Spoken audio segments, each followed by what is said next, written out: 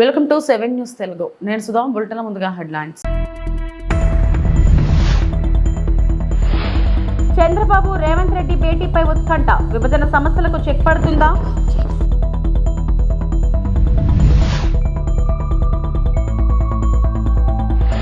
ఎర్రచంద్రంపై deputy CM Pawan Kalyan అవాస్తవాలు చెప్తున్నారు.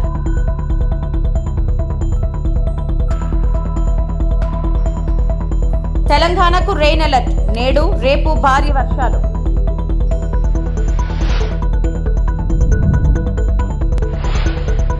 తెలుగు రాష్ట్రాలకు ఇవాళ బిగ్ డే. విభజన సమస్యలకు చెక్ పడుతుందా? జలాల వాటా నుంచి ఆస్తుల పంపకాల దాకా అన్ని కొలికి వస్తాయా? సీఎంల ఫస్ట్ మీటింగ్లో జరిగేదేంటి అనేది తెలుగు రాష్ట్రాల్లో హాట్ టాపిక్గా మారింది. రెండు రాష్ట్రాల విభజన అంశాలను తేల్చేయడానికి ముఖ్యమంత్రులు చంద్రబాబు, రేవంత్ హైదరాబాద్లోని ప్రజాభవన్లో చర్చించబోతున్నారు. ఇదివరకటి ముఖ్యమంత్రులు ఈ సమావేశానికి ఎలాంటి మార్పులు ఉంటాయన్నది ఆసక్తిగా మారింది.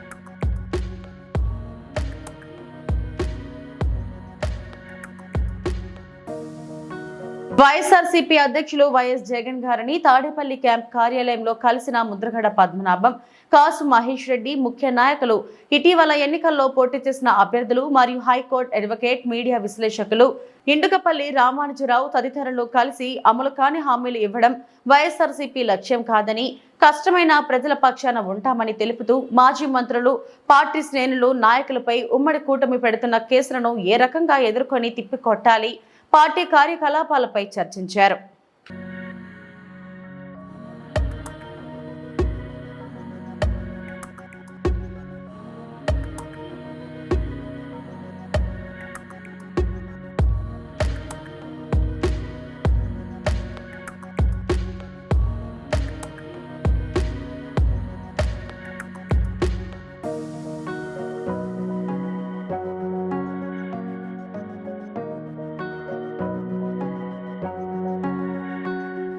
సనాతనం సమ్మోహనం వారాహి దీక్షలో భాగంగా ఏకాదశ దిన ఆదిత్య ఆరాధన చేశారు పవన్ కళ్యాణ్.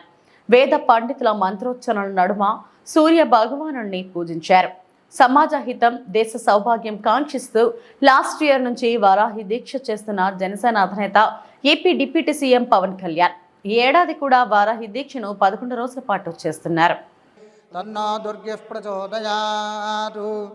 ఓం జాతవేదసే సునవామ సనః పరుషదతి దుర్గాని విశ్వానావేవ సింధున్ జగ్నిః తామగ్నివర్ణాన్ తపసా జ్వలంతీం వైరోచనీం కర్మఫలేషు జుష్టాం దుర్గాన్ దేవీగుం శరణమహం ప్రపద్యార్థం నమః.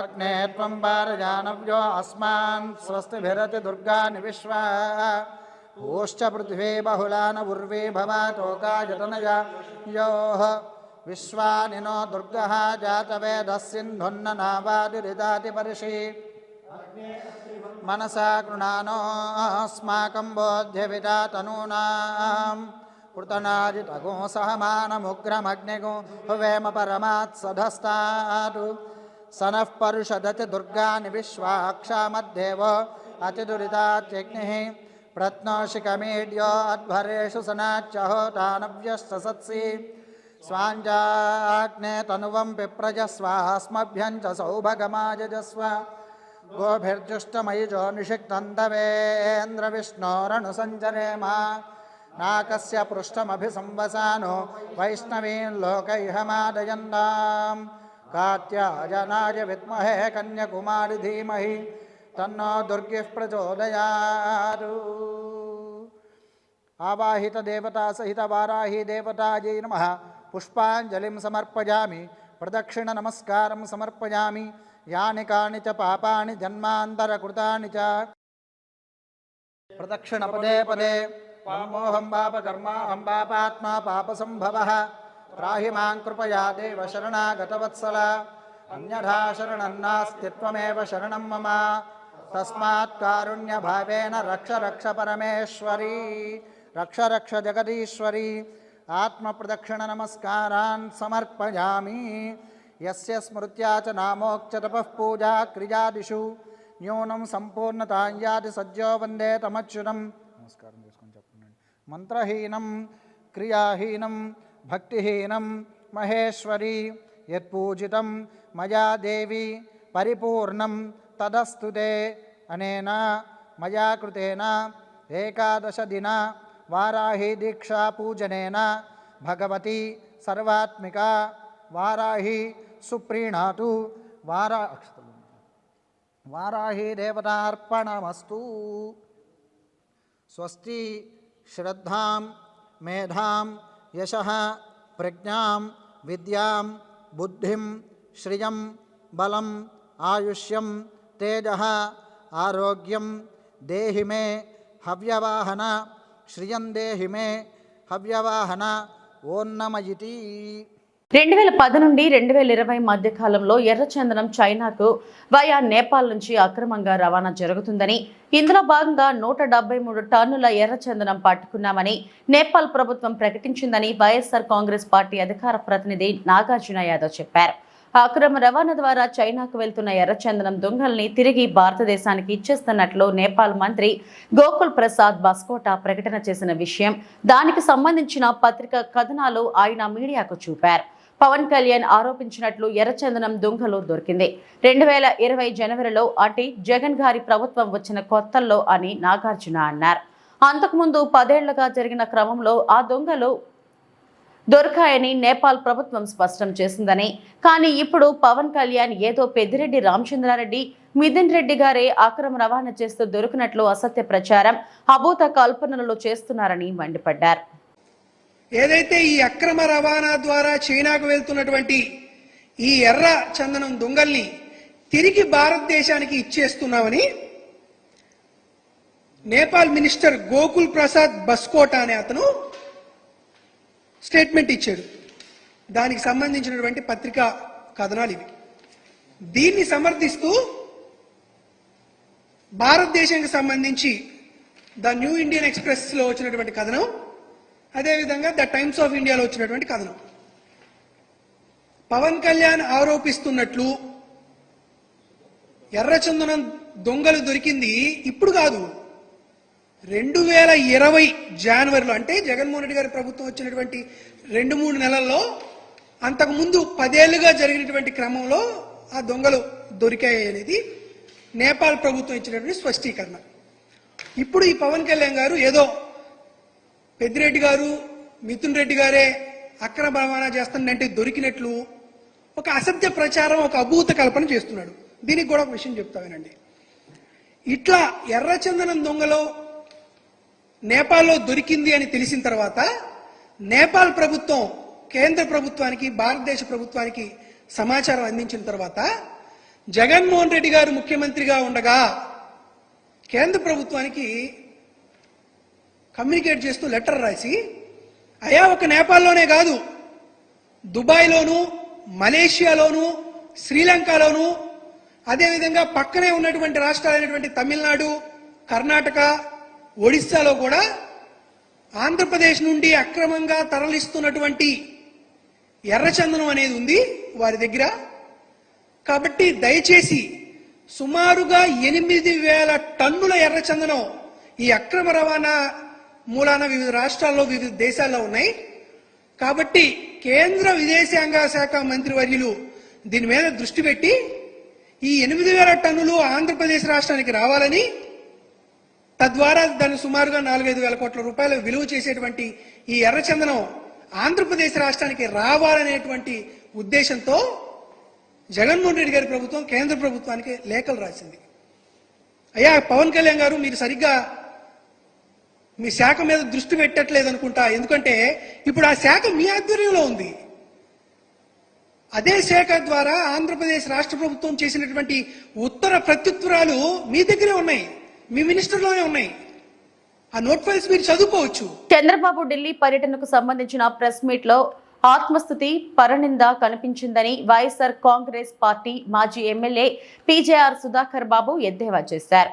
టీడీపీ అధికారంలోకి వచ్చి నెల రోజులైందని, వారు ప్రజలకిచ్చిన హామీలు అమలు కోసం ఆంధ్ర రాష్ట్ర ప్రజలు ఆశగా చూస్తున్నారని ఆయన అన్నారు. సుధాకర్ బాబు వైఎస్ఆర్ కాంగ్రెస్ పార్టీ కేంద్ర కార్యాలయంలో మీడియాతో మాట్లాడారు. చంద్రబాబు గొప్ప పరిపాలన అందిస్తారన్న నమ్మకంతో ప్రజలు ఆయనకు గెలిపించి ముఖ్యమంత్రిని చేస్తే, బాబు మాత్రం ఎన్నికల్లో చెప్పిన అబద్ధాలనే మరోసారి ప్రధానమంత్రి చెప్పినట్లు ప్రెస్ నోట్ విడుదల చేయడంపై సుధాకర్ బాబు అభ్యంతరం వ్యక్తం చేశారు. కాంగ్రెస్ పార్టీ వాళ్లకు ఓట్లేసిన వాళ్లకు ఎందుకు మీరు పథకాలు అమలు పరచడం లేదు? చేసే మంచి పనిలో మళ్ళీ ఎందుకు మీరు దాన్ని పార్టీ పరంగా చూస్తున్నారని ప్రశ్నిస్తున్నాం. అది కూడా ఎక్కువ మంది దళితులకు మాత్రమే హెరాస్మెంట్ ఎందుకు జరుగుతుంది గ్రామాల్లో అని చెప్పి అడుగుతున్నాం. అంటే పెన్షన్ కావాలంటే మళ్ళీ వెళ్ళి తెలుగుదేశం పార్టీకి సంబంధించిన గ్రామ నాయకుడు కాళ్లు పట్టుకోవాలా? తెలుగుదేశం పార్టీకి సంబంధించిన కార్యకర్తలు నాయకుల యొక్క గడ్డం పట్టుకుని బతిమలాడాలా? ప్రజలకు హక్కుగా రావాల్సిన పెన్షన్ అయినా పథకాలైనా ఎందుకు తెలుగుదేశం పార్టీ నాయకులు కాళ్లు పట్టుకోవాలని చెప్పి అడుగుతున్నాం. ఎందుకు ఆ విధమైన వాతావరణాన్ని తీసుకొచ్చారని చెప్పి అడుగుతున్నాం.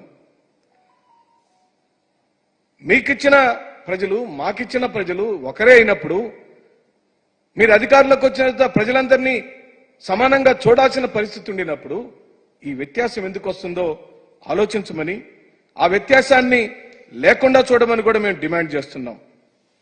మీరు చెప్పిన ప్రధానమైన హామీలు తల్లికి వందనం 15,000 రూపాయలు. 15,000 రూపాయలు ఇంట్లో ఎంతమంది పిల్లలు ఉంటే రాష్ట్ర ప్రజలారా, పాత్రికేయ మిత్రులారా మీకు కూడా గుర్తు చేస్తున్నాం. ఈ రాష్ట్రంలో 1 కోటి మంది పిల్లలు బడులకు వెళ్తున్నారు.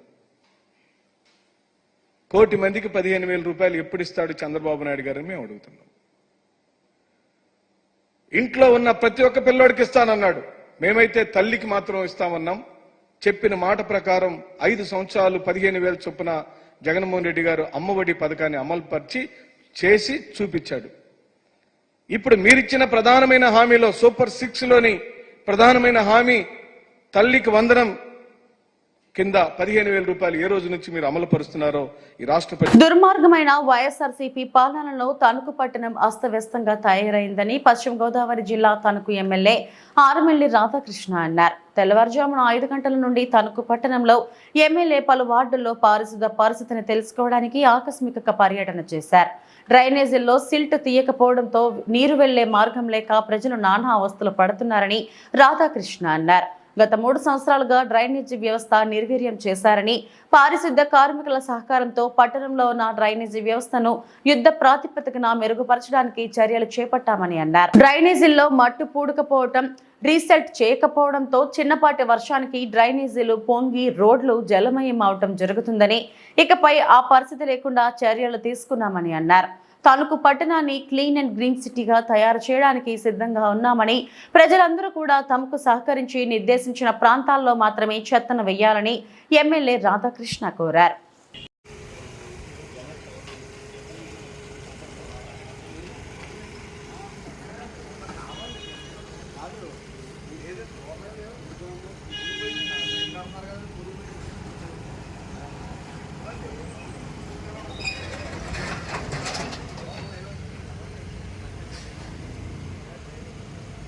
దుర్మార్గమైనటువంటి ప్రభుత్వం ఏ విధంగా పనిచేసింది అనే దానికి ఇది ఒక నిదర్శనం.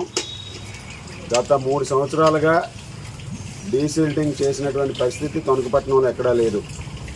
డ్రైన్లన్నీ కూడా మట్టితో పొడిగిపోయి ఈరోజు చిన్నపాటి వర్షానికే రోడ్లన్నీ కూడా మునిగిపోయే పరిస్థితి వచ్చింది.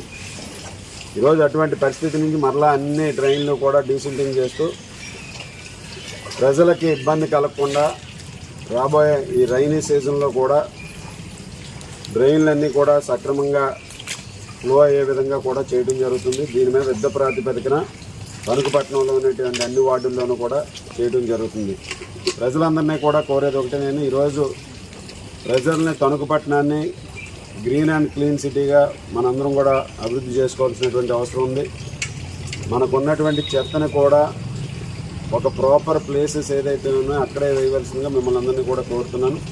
ఎందుకంటే ఈరోజు మనకున్నటువంటి స్టాఫ్ కూడా చాలా కష్టపడి వారందరూ కూడా పారిశుద్ధ్య సమస్య లేకుండా చేయడానికి ప్రయత్నం చేస్తున్నాం. మేము కూడా ప్రయత్నం రాష్ట్ర జలవనరుల శాఖ సిఈఎస్సీలతో సచివాలయంలో సమీక్ష సమావేశం నిర్వహించిన రాష్ట్ర జలవనరుల శాఖ మంత్రి నిమ్మల రామానాయుడు.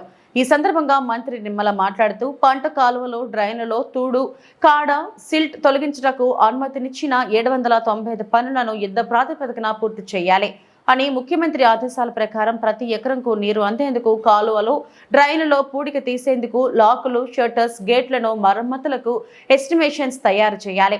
ఖరీఫ్ పంటకు సాగునీరు సక్రమంగా అందించడానికి యాక్షన్ ప్లాన్ సిద్ధం. అధికారులు చర్యలు చేపట్టాలి. గత ప్రభుత్వ నిర్లక్ష్యంతో నాగార్జున సాగర్ ఆయకట్టు, కృష్ణా డెల్టా ప్రజలకు త్రాగునీరు కొరతను తీర్చడానికి ప్రత్యామ్నాయ మార్గాలు అన్వేషిస్తున్నాం. గత ప్రభుత్వంలో మాదిరిగా అన్నమయ్య, గుండ్లకమ్మ, పులిచింతల వంటి ప్రాజెక్టుల గేట్లు కొట్టుకుపోవడం వంటివి పునరావృతం కాకుండా జాగ్రత్తలు చేపట్టాం. గత ప్రభుత్వం కేటాయించిన కొద్దిపాటి ఇరిగేషన్ బడ్జెట్ ను వైసీపీ నాయకుల అవినీతి ఖాతాలో నింపుకోవడానికి సరిపోయింది. 5 సంవత్సరాల జగన్ పాలనలో కాలువలు, డ్రైన్లలో ఒక్క తట్ట మట్టి కూడా పూడికి తీయలేదు. లాకులకు మరమ్మతులు, గ్రీజు వంటి మెయింటెనెన్స్ కూడా చేయలేని వారు పోలవరం గురించి మాట్లాడడం హాస్యాస్పదంగా ఉందంటూ గత ప్రభుత్వాన్ని దుయ్యబట్టారు మంత్రి నిమ్మల. ఈ రైనీ సీజన్కి ముందే తీసుకోవాల్సిన జాగ్రత్తలు గత జగన్ ప్రభుత్వం తీసుకోకపోవడంతో ఆ జగన్ ప్రభుత్వం యొక్క పాపాలు రైతుల పాలిట శాపాలుగా మారుతున్నాయి. కాబట్టి భవిష్యత్తులో ఇవి పునరావృతం కాకూడదు అనేటువంటి ఆలోచనతో ఈ యొక్క సమీక్షా సమావేశాలని సుదీర్ఘంగా రివ్యూ చేయడం జరిగింది. అందులో పర్టికులర్గా ఏదైతే డ్యామ్ ఆపరేషన్స్ అనేవి చాలా ముఖ్యం. ఈ రైనీ సీజన్లో ఫ్లడ్ సీజన్ కాబట్టి దాన్ని సరైనటువంటి మెయింటెనెన్స్ లేకపోవడంతో, ఎంత ఇన్ఫ్లో ఎంత అవుట్ఫ్లో అనేటువంటి క్యాలిక్యులేషన్స్ లేకపోవడంతో అధికారులు సమర్థవంతంగా ప్రభుత్వం మరి పని చేసుకోలేకపోవడంతో గతంలో మనం చూసాం. ఏదైతే గుండ్లకమ్మ లేదంటే ఏదైతే పులిచింతల వంటి చోట్ల గేట్లు కొట్టుకుపోవడం కానీ, అన్నమయ్య లాంటివి కొట్టుకుపోయేటువంటి పరిస్థితులు ఏదైతే గత ప్రభుత్వంలో చూసామో అటువంటివి రేపు ఎక్కడా కూడా కానరాకూడదు.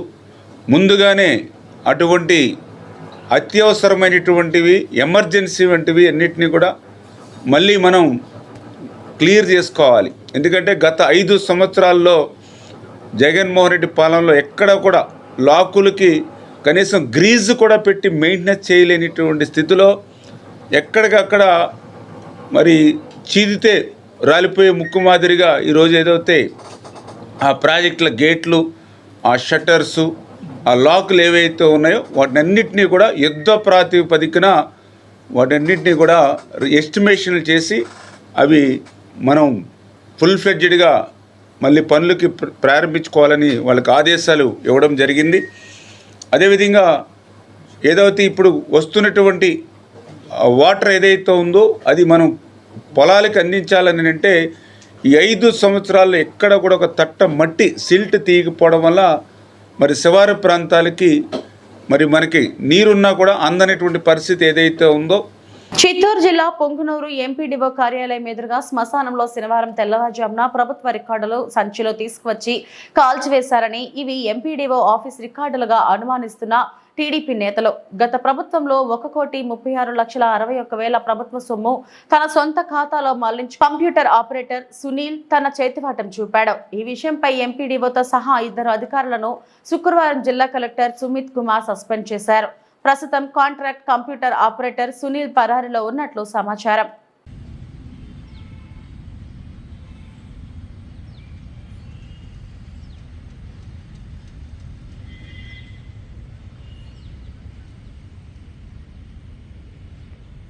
తిరుపతికి వచ్చే భక్తుల్లో మరింత భక్తిభావం పెంచుతూ తిరుపతి కీర్తి ప్రతిష్టలు పెరగడానికి నగర సంకీర్తన దోహదం చేస్తుందని తిరుపతి డివిజన్ ధర్మ ప్రచారక్ బండారు భరత్ అన్నారు.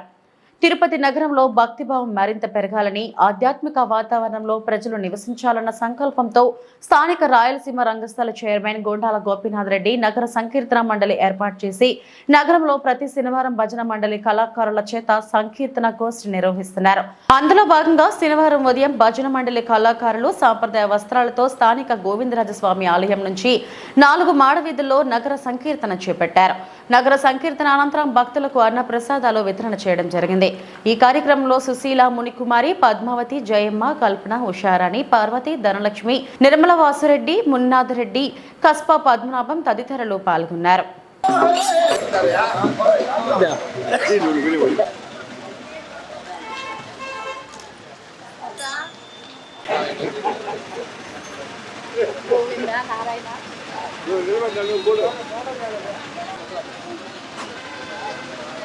ఓం నమో వెంకటేశాయ. ఈరోజు శనివారము నగర సంకీర్తన విభాగంలో తిరుపతిలో గోవిందరాజస్వామి మందిరము 4 మాడ వీధుల్లో చాలా బాగా భక్తి సంగీత జానపద నృత్యాలతో మహాద్భుతంగా జరిగినది. వర్షం పడుతున్నా భక్తులు ఏమాత్రం తగ్గకుండా తిరుపతి పుర ప్రజలు పాల్గొని విజయవంతం చేశారు. చాలా ఆనందదాయకమైన విషయము. Thank you. ఓం నమో వెంకటేశాయ. ఈరోజు జ్యేష్ఠ మాసంలోని తొలి శనివారంలో భాగంగా ప్రతి వారము శనివారం వేకువజామున బ్రహ్మ ముహూర్తంలో ఈ తిరుపతి గోవిందరాజస్వామి తిరుమాడ వీధులలో అత్యంత భక్తి శ్రద్ధలతో హరినామ సంకీర్తన, రామ భజన కార్యక్రమం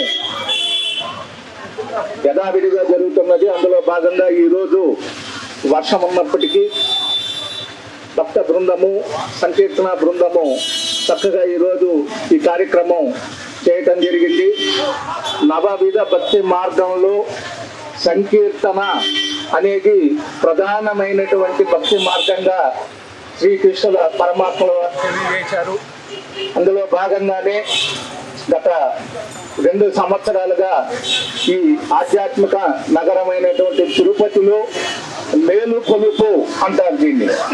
అంటే బ్రహ్మ ముహూర్తంలో భగవన్నామ స్మరణ వింటూ లేవటం అనేది ఒక అద్భుతమైనటువంటి ప్రక్రియ.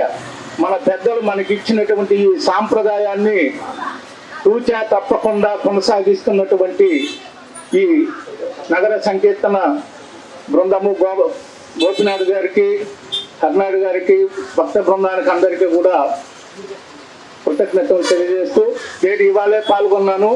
ప్రతి వారం కూడా పాల్గొనాలి, రామనామ సంకీర్తన చేయాలనేటువంటి ఉత్సాహము, ఆధ్యాత్మిక ఆనందము కలిగింది. ఇక అవకాశాన్ని కల్పించిన పెద్దలందరికీ కూడా ధన్యవాదాలు. వెంకటేశాయ. ఇందు మునుపు భక్తులు చెప్పినట్టు ఈ యొక్క తెల్లవారుజామున అంటే బ్రహ్మముహూర్తంలో మనము మేలుకు విధంగా ఈ దేవుని తలుచుకుంటూ ఈ నామ సంకీర్తన చేస్తూ ప్రజలకందరికీ తెలియపరుస్తూ ఈ యొక్క నామ సంకీర్తన ద్వారా ప్రజల్లో భక్తి భావాలను పెంపొందించి ప్రతి ఒక్కరూ ఈ యొక్క తిరుపతి మహానగరంలో ఈ యొక్క కార్యక్రమం చేయడం చాలా గొప్పకరంగా భావిస్తూ ఈ నగర సంకీర్తనలో వాన పడుతూ ఉన్నా కూడా భక్తులందరూ విశేషంగా పాల్గొని ఈ యొక్క నగర సంకీర్తన కార్యక్రమాన్ని దిగ్విజయంగా చేసి ప్రతి ఒక్కరు కూడా ఈ యొక్క భక్తులకు పాత్రలు కావాలని మనస్ఫూర్తిగా కోరుకుంటూ ఓం నమో వెంకటేశాయ. ఈ శనివారాల్లో మనము నగర సంకీర్తనలో పాల్గొనడము చాలా గొప్ప విషయం. ఇది తిరుపతిలో ఉన్న ప్రజలందరికీ తెలుసు. కానీ ప్రజలందరూ ఇక్కడికి వచ్చి మన గ్రూపులో వచ్చి చేరారంటే చాలా ఇష్టంగా ఉంటుంది నాకు. కానీ ఈ నగర సంకీర్తన వల్ల మన యొక్క జీవితమే మారుతుంది. జీవితం మారింది కాదు కాబట్టి అందరికీ ఈ నగర సంకీర్తన చేయాలని ఆకాంక్ష. స్వాతంత్ర భారతదేశ మొదటి ఉప ప్రధాని డాక్టర్ బాబు జగజ్జీవన్ రావు వర్ధంతిని తిరుపతిలో ఘనంగా నిర్వహించారు. ఆయన విగ్రహానికి పూలమాలలు వేసి నివాళులు అర్పించారు. బీజేపీ నాయకులు ఆధ్వర్యంలో భారతదేశ మొదటి ఉప ప్రధాని డాక్టర్ బాబు జగజ్జీవన్ రావు వర్ధంతిని ఘనంగా నిర్వహించారు. జగజ్జీవన్ రావు పార్కులోని ఆయన విగ్రహానికి పుష్పాంజలి ఘటించి ఘన నివాళి అర్పించారు. ఈ సందర్భంగా వారు మాట్లాడుతూ బాబు జగజ్జీవన్ రామ్ ఉప ప్రధానిగా అనేక శాఖల మంత్రిగా పనిచేసి దేశ అభివృద్ధిలో కీలక భూమిక పోషించారని కొనియాడారు. ముఖ్యంగా దళితుల అభ్యున్నతికి ఎనలేని కృషి చేశారని గుర్తు చేశారు. కార్యక్రమంలో భారతీయ జనతా పార్టీ జిల్లా సాంస్కృతిక విభాగం కన్వీనర్ గుండాల గోపీనాథ్, బీజేపీ ఎంఆర్పల్లి మండల అధ్యక్షురాలు సవిత, బీజేపీ ఆల్పిరి మండల అధ్యక్షుడు జనార్దన్ రెడ్డి, బీజేపీ తూర్పు మండల ఉపాధ్యక్షుడు తొండమనాటి సుబ్రహ్మణ్యం రెడ్డి, బీజేపీ సీనియర్ నాయకులు Subrahmanyam Yadav, BJP SC Morcha senior నాయకులు మల్లారపు రవిప్రసాద్, చిత్తరపు హనుమంతరావు, వినోద్, చెంగల్ రాయలు తదితరులు పాల్గొన్నారు. ఈరోజు భారతదేశపు మొట్టమొదటి ఉప ప్రధాని బాబు జగ్జీవన్రావు గారి వర్ధంతి సందర్భంగా బైరాపట్టిలోని బాబు జగ్జీవన్రావు గారి పార్కులో ఆయన కాంస్య విగ్రహానికి పుష్పాలంకరణ చేసి ఘన నివాళి అర్పించాము. బాబు జగ్జీవన్రావు గారు భారతదేశానికి మొట్టమొదట ఉప ప్రధానిగా, అలాగే 1947 నుంచి 30 సంవత్సరాల పాటు సుదీర్ఘంగా కేంద్ర మంత్రివర్గంలో అనేక శాఖల్లో పనిచేసి దేశ అభివృద్ధికి కీలక పాత్ర వహించారు. ముఖ్యంగా దళితుల అభ్యున్నతి కోసం ఎనలేని కృషి చేశారు. అలాంటి మహానాయకుడి వర్ధంతిని ఈరోజు జరుపుకొని ఆయనకు పుష్పాలంకరణ చేసి ఘన నివాళి అర్పిస్తున్నాము. ఆయన ఆశయ సాధన కోసం నేటి యువత ప్రతి ఒక్కరూ నడుం బిగించి దేశ అభివృద్ధికి పాటుపడాలని కోరుకుంటూ బాబు జగ్జీవన్రావు గారికి ఈ వార్తలు ఇంతటితో సమాప్తం. నమస్తే.